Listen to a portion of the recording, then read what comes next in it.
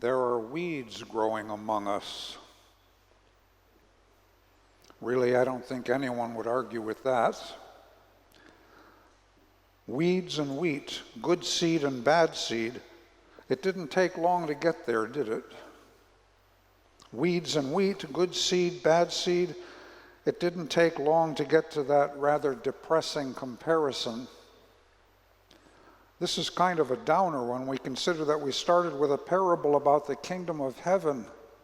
The kingdom of heaven is like someone who planted good seed in his field, Jesus says. The kingdom of heaven, good seed planted in a field. But it doesn't take very long before it all starts to go south. Good seed being planted in a field, all is well. But then an enemy comes along and plants weeds. The landowner's servants discover weeds among the wheat. What shall we do, the servants want to know. Rip them up, right? Tear them out of the soil right now before they contaminate things even worse. Nip them in the bud, literally, or we'll end up where we were a week or so ago, with good seed growing amongst weeds and thorns and thistles and other obnoxious, useless stuff, and getting choked. Shall we gather the weeds, the servants want to know? Really, it almost sounds like a rhetorical question. Of course we'll gather the weeds. Let's get right on it, shall we? No, Jesus' landowner says. If you gather the weeds, you'll pull up the wheat right along with them. Let both grow side by side until the harvest. Let both grow side by side until the harvest. I don't do a whole lot of gardening myself. I don't do anything with gardening, actually. So I don't know how the landowner's advice would stand up in actual real-world gardening conditions. But Jesus isn't offering here an advice column on gardening. He's telling a story carefully aimed at proving a point, at teaching us something. So, what is it that we're being taught here? We have a field. We have a planter planting seed. We have good seed. We have bad seed. We end up with a field full of wheat, but with weeds among the wheat. And the sole owner and proprietor of the field says, leave them alone. Let them grow side by side until the harvest comes. Then the weeds will be burned. Obviously, there's some kind of symbolism going on here. Wheat, good seed, good people. Weeds, bad seed, bad people. The question that immediately leaps to mind is, you know what it is, right? The question that leaps to mind is, which one am I? Weed or wheat? What is Lakewood United Methodist Church? A field full of good fruit-bearing wheat? Or we all think we're the wheat, of course. We all think we're the good seed, we're wheat, we're either one or the other, and under the stated circumstances, we don't like to think of the consequences of being a weed, so we all like to think we're wheat, including, I suspect, the weeds. Some of them, anyway. I suppose there are weeds who get some perverse thrill out of being unabashed and unapologetic weeds, but many, I suspect, don't know that they're being weeds. They don't know that they're choking good seed and not nourishing it. They don't know that they are tolerated, not adored, just tolerated until the harvest comes. We all want to think that we are the wheat and those people are the weeds. So, who are the weeds and who are the wheat? We can't do anything about the weeds. It is God's will that they grow right there in amongst and alongside the wheat.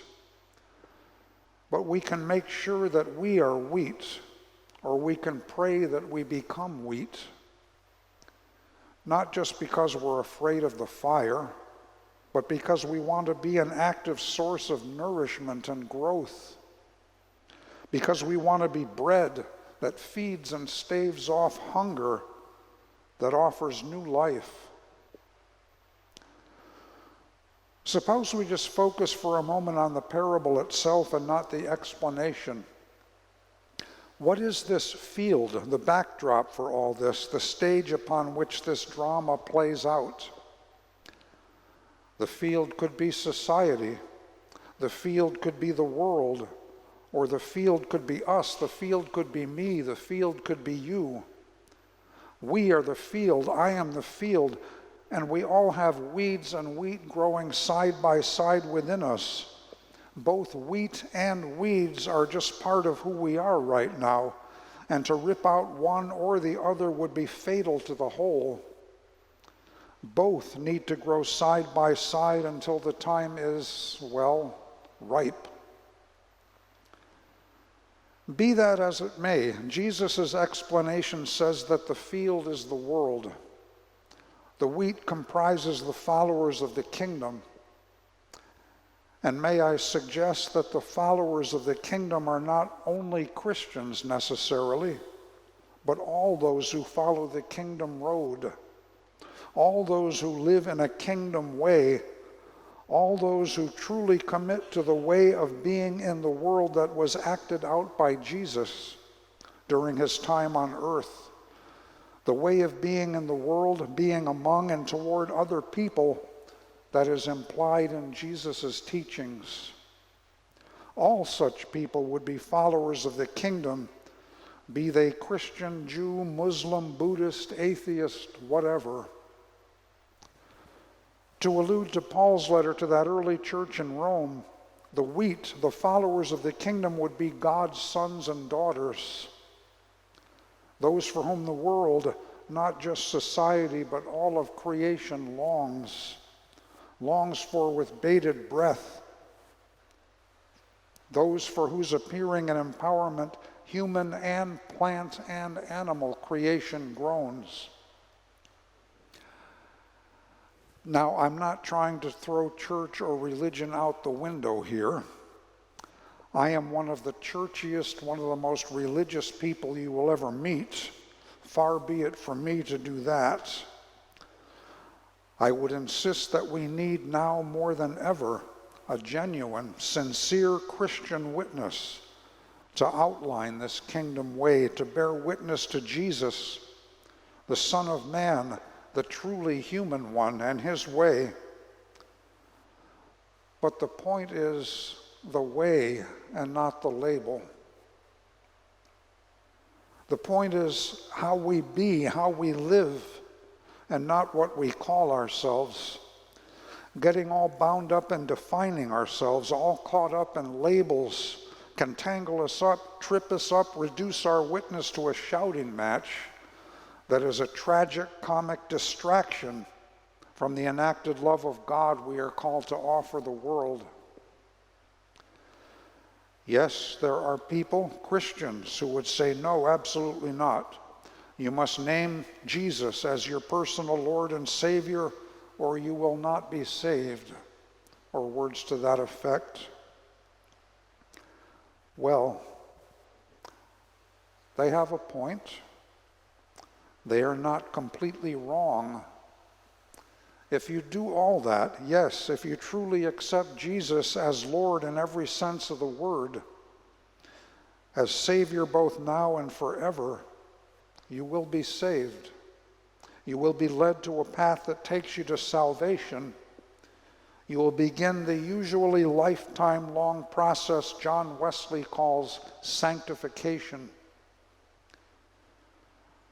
But we need to be careful of closing our minds to ways in which people, other people who are not like us, are also being led by the Spirit, whether they acknowledge it or not, on a path that leads to sanctification, to salvation, to a totally right relationship with God for all eternity, a path that we can't necessarily recognize.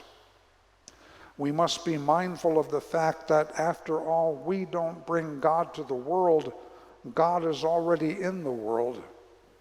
Our work is to recognize the places where God is already working And we recognize those places when we see ways of being human, ways of behaving that were exemplified in Jesus Christ, where we see the way being followed, regardless of what name it's called. We see God's work in the world on a human level set forth before us in the life, death, and new life of Jesus Christ. No doubt about that. Shout that from the rooftops. Jesus Christ is the way, the truth, and the life. But it is Jesus who is the way, the truth, and the life, not our opinions or our traditions or our theological constructions. We must train ourselves to look for the life of Christ in the world and not simply for people who talk like we do. Where do we see the life of Christ in the world? Yes, in the preaching and the teaching of the Word, the bringing of the good news. Yes, Jesus Christ is at work there, but not only there. Jesus Christ is at work in offering healing to the sick and providing relief to those afflicted by poverty, hunger, racism, and social ills. Social ills people may not even have been conscious of in Jesus' day.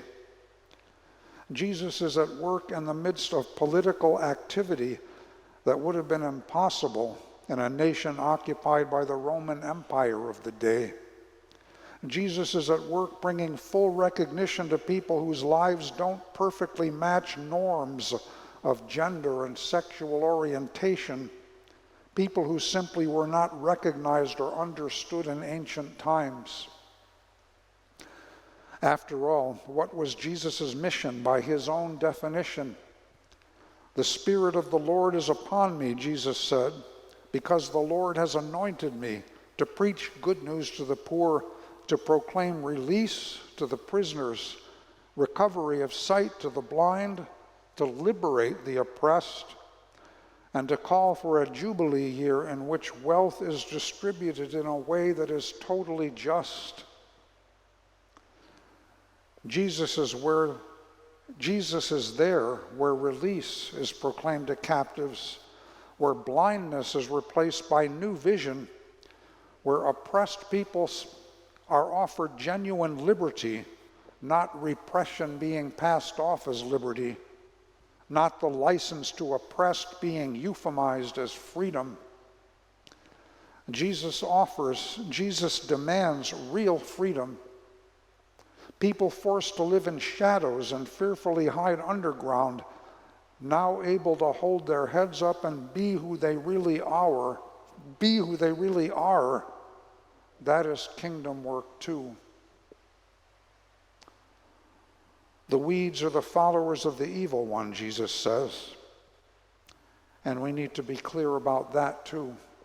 There is an evil one, and there are people who choose to follow that evil one. And they are growing in the field side by side with everyone else. Yet we should take care not to pass judgment too quickly.